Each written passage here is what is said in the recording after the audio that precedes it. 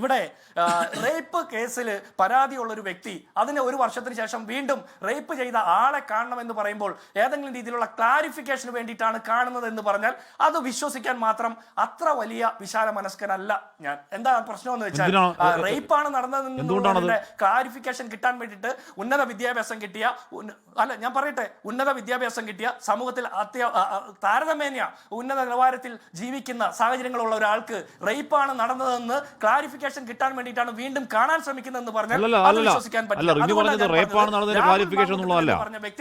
അവര് തമ്മിൽ ഒരു ബന്ധം ഉണ്ടായിരുന്നു. ശ്രീ ജിൻഡോ, ആ ബന്ധം ഉണ്ടായത് എങ്ങനെയാണ്? അത് ഈ കൺസെൻഷൽ എന്ന് രാഹുൽ പറയുമ്പോൾ ആ കൺസെൻ ഉണ്ടായത് എങ്ങനെയാണ്? ഈ പറയുന്ന ഡിവോഴ്സ് ചെയ്തിട്ട് ഇറങ്ങി പാർട്ണറാക്കാം എന്നാണ്, എനിക്ക് കുഞ്ഞ് വേണം എന്ന് പറയുകയാണ്, ആ കുഞ്ഞിനെ ഇല്ലാതാക്കുകയാണ്. അങ്ങനെയൊക്കെ മാനിപ്പുലേറ്റഡ് കൺസെന്റ് ആണ്. അതിൽ ക്ലാരിറ്റി വേണം ഒരു പെൺകുട്ടിക്ക്. അതിനുവേണ്ടി കാണാൻ എന്താ തെറ്റ്, എന്താ പിഴവ്? റേപ്പല്ലാതാവോ? അല്ല ഹാഷ്മി, റേപ്പാണോ അല്ലേ ഒന്ന് ഹാഷ്മിയോ അല്ല ഹാഷ്മി റേപ്പാണെന്ന് ഹാഷ്മിക്ക് എന്താ ഉറപ്പ്? ഹാഷ്മിക്ക് എന്താണ് ഉറപ്പ്? നമ്മൾക്ക് കേട്ട് പരിചയം മാത്രമുള്ള ഒരു വിഷയത്തിൽ നമ്മൾ ഏകപക്ഷീയമായിട്ട് നിലപാടെടുക്കാൻ പാടില്ല. അതിനപ്പുറത്ത് കൺസെൻഷ്യൽ ആയിട്ട് നടന്നിട്ടുള്ള ഒരു ബന്ധമാണെങ്കിൽ അത് വ്യാജ കൺസെന്റ് ആണ്. വിവാഹ വാഗ്ദാനം നൽകിയിട്ടുള്ള ഒരു കൺസെന്റ് വ്യാജമായിട്ടാണ് ഇതെങ്കിൽ അത് വഞ്ചനയാണ്. വിവാഹ വാഗ്ദാനം നൽകി വഞ്ചിച്ചു, അത് മനസ്സിലാക്കാം. അതിനപ്പുറത്ത് മുൻകാല പ്രാബല്യത്തോടെ റേപ്പാണെന്ന് 1 വർഷം കഴിഞ്ഞാണ് തിരിച്ചറിയുന്നെങ്കിൽ അതിലൊരു പ്രശ്നമുണ്ടെന്നാ പറഞ്ഞത്. ഇതിനപ്പുറത്ത് നിയമപരമായിട്ട് ഇതിനെ വ്യാഖ്യാനിക്കാൻ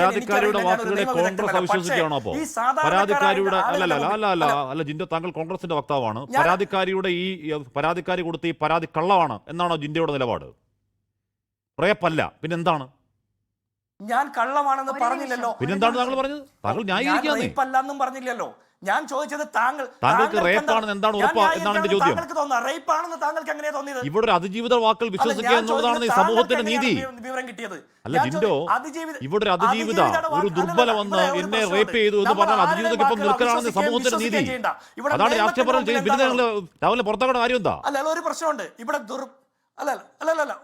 അല്ല ഹാഷ്മി, ഒരു കാര്യം അത് ഞാൻ കൃത്യമായിട്ട് പറഞ്ഞിട്ടുണ്ട്. സംഘടനാപരമായും പൊളിറ്റിക്കൽ മൊറാലിറ്റിയുടെ ഭാഗമായിട്ടും ഒരു ജനപ്രതിനിധി എന്നുള്ള നിലയ്ക്കും രാഹുൽ മാങ്കൂട്ടന്റെ ഭാഗത്ത് നിന്ന് വീഴ്ചകൾ സംഭവിച്ചിട്ടുണ്ട്. അത് തിരിച്ചറിഞ്ഞ് കൃത്യമായിട്ട് നടപടിയെടുത്തു. ഇത് ചെയ്തിട്ടില്ല എന്നുള്ള കമ്പാരിസണൊക്കെ അവിടെ വിട്. ഞാനൊരു കാര്യം ചോദിക്കട്ടെ, ആരും പറയുന്നത് കേട്ട് വിശ്വസിക്കാൻ പറ്റുന്ന രാഷ്ട്രീയ സാഹചര്യത്തിലല്ല ഇന്ന് കേരളം. ഓരോ തെരഞ്ഞെടുപ്പാകുമ്പോൾ ഓരോ പരാതികൾ ഉയർന്നു വരുന്നു. ഞാൻ ഒരു അതിജീവിതയും ആക്ഷേപിച്ചിട്ടില്ല. പകരം അവർ കൊടുക്കുന്ന ആക്ഷേപങ്ങളിൽ അതിജീവിതയെ അവിശ്വസിക്കൽ താങ്കളുടെ ഉത്തരവാദിത്തം പറയുന്നതാ കാര്യം. അതിജീവിതയുടെ പേര് പോലും പറയാൻ ഒന്നുകൂടാതെ ഫെനിക്കെതിരെ കേസെടുത്തു. താങ്കൾക്കെതിരെ കേസ് വരും ഉറപ്പാ? അതിജീവിത അധിക്ഷേപം താങ്കൾക്കെതിരെ കേസ് വരുന്നു ഉറപ്പാ?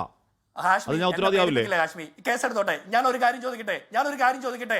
അല്ല താങ്കൾ ഉത്തരവാദിയാവണ്ട, ഞാൻ ഉത്തരവാദിയായിക്കോളാം. ഞാൻ ഒരു കാര്യം താങ്കളോട് തിരിച്ചു ചോദിക്കട്ടെ. ഈ രാഹുൽ മാങ്കൂട്ടൻ തന്നെ ഇതിന് കേസിന് ആധാരമായിട്ടുള്ള തെളിവുകൾ ഹാജരാക്കണമെന്നാണ് പറയുന്നത്. ലാപ്ടോപ്പ് കൊടുക്കണം, പാസ്വേഡ് കൊടുക്കണം, തെളിവുകൾ കൊടുക്കണമെന്ന്. അപ്പൊ തെളിവ് കൊടുക്കാൻ പ്രതിയോട് തന്നെ നിർമ്മിക്കുന്ന സാഹചര്യം എന്തുകൊണ്ട് വരുന്നു? അപ്പൊ ഇതൊക്കെ പരിശോധിക്കപ്പെടണ്ടേ? അപ്പൊ ഞാൻ രാഹുൽ മാങ്കൂട്ടനെ ന്യായീകരിക്കുന്നില്ല എന്ന് മാത്രമല്ല, അയാളുടെ ഭാഗത്ത് വന്നിട്ടുള്ള വീഴ്ചകളെ എണ്ണി പറയുന്ന ആൾ കൂടിയാ. അപ്പോൾ പോലും ഒരാളെ രാഷ്ട്രീയ വിരോധത്തിന്റെ പേരിൽ അധിക തിടുക്കം കാണിച്ച് വേട്ടയാടുമ്പോൾ ഒരു പ്രതിക്ക് രക്ഷപ്പെടാനുള്ള സാഹചര്യം ഒരുക്കി കൊടുക്കുന്നത് കേരളത്തിലെ പോലീസാ. അതേ പോലീസ് തന്നെ മറ്റു പലരെയും സംസ്ഥാന സർക്കാരുമായിട്ട് ഒട്ടിച്ചേർന്ന് നിൽക്കുന്ന ആളുകളുടെ കേസിൽ ഈ തിടുക്കം കാണിക്കുന്നില്ല, ഈ ആർജവം കാണിക്കുന്നില്ല. ഇതാണ് ഞാൻ ചൂണ്ടിക്കാണിച്ചത്. ഒരു വ്യക്തിയുടെയും ഒരു അതിജീവിതയും ഞാൻ ആക്ഷേപിച്ചില്ല. കാരണം ഇവിടെ നമ്മൾ അവിശ്വസിക്കുകയാണ്. ഞാൻ അവിശ്വസിച്ചില്ലല്ലോ. അതിജീവിതയുടെ പരാതി താങ്കൾ അവിശ്വസിക്കുകയാണ്. ഞാൻ എവിടെ അവിശ്വസിക്കുകയല്ല ചെയ്തത്. ഇപ്പൊ ഇവിടെ ഈ കൊച്ചി നഗരത്തിൽ കേരളത്തിലെ പ്രധാനപ്പെട്ട ഒരു നടി റേപ്പ് ചെയ്യപ്പെട്ടു. താങ്കൾ ഇവിടെ ചോദിക്കും അത് റേപ്പാ എന്താ ഉറപ്പ്? നമുക്ക് ഉറപ്പില്ല, അതിരിക്കാൻ അറിയാം റേപ്പാണോന്ന്. അതാ പരാതിക്കാരെ നമ്മൾ വിശ്വസിക്കുകയാണ്, ആ നിയമസഭയെ നമ്മൾ വിശ്വസിക്കുകയാണ്. അതല്ലാതെ റേപ്പാണ് എന്ത് ഉറപ്പെന്ന് ചോദിക്കാവോ ഉത്തരവാദിത്വം ഇല്ലാതെ? അല്ല, ഞാൻ താങ്കളോടാണ് ചോദിച്ചത്, അതിജീവിതോടല്ല. താങ്കൾക്ക് ഉറപ്പുണ്ടെന്ന് പറഞ്ഞാൽ താങ്കൾ പറയണം. ഞാൻ അതിജീവിതോട് ആരാണ് ഈ വ്യക്തി എന്ന് പോലും എനിക്കറിയില്ല. പക്ഷെ താങ്കൾ ഉറപ്പിച്ചു പറയും. താങ്കൾക്ക് എന്താണ് ഉറപ്പെന്ന്? മാധ്യമങ്ങളുടെ പരാതിയാണ്. അതിജീവിതയുടെ പരാതിയാണ്. ഒരു ഭാഗത്ത് അതിജീവിതം നിൽക്കുന്നു, മറുഭാഗത്ത് ഒരു വേട്ടക്കാരൻ നിൽക്കുന്നു. ആരെ വിശ്വസിക്കും? അതിജീവിതം വിശ്വസിക്കുക, വേട്ടക്കാരെ വിശ്വസിക്കുക? താങ്കള് ഞാൻ അതിജീവിതയോട് ഒരു കോൺഗ്രസ് പ്രസിഡന്റ്. അതിജീവിതത്തെ പ്രധാനപ്പെട്ട ഒരു നടി റേപ്പ് ചെയ്യപ്പെട്ടു. താങ്കൾ ഇവിടെ ചോദിക്കും അത് റേപ്പാ എന്താ ഉറപ്പെന്ന്? എന്താ ജിൻഡോ ഉത്തരവാദിത്തപ്പെട്ട ഒരു രാഷ്ട്രീയ നേതാവ് പറയുന്ന വാക്കുകളാണത്? അതിജീവിതയുടെ ഭാഗവും വേട്ടക്കാരന്റെ ഭാഗവും അല്ലാതെ സത്യം എന്നുള്ളൊരു ഭാഗമുണ്ട്. ഇതിൽ സത്യം എന്നുള്ളൊരു ഭാഗമുണ്ട്. ആ ഭാഗത്ത് നിൽക്കാമല്ലോ. ഇതിൽ അധിക വൈകാരികത ആരും കാണിക്കേണ്ടെന്നേ. താങ്കളും അധികമായിട്ട് വൈകാരികത കാണിക്കേണ്ട. ഇതിലൊരു യാഥാർത്ഥ്യം എന്താണെന്ന് നമുക്ക് പരിശോധിക്കണ്ടേ. ഒരാൾ കുറ്റക്കാരനാണെന്ന് നമ്മൾ നിർബന്ധിച്ച് കൽപ്പിക്കേണ്ട.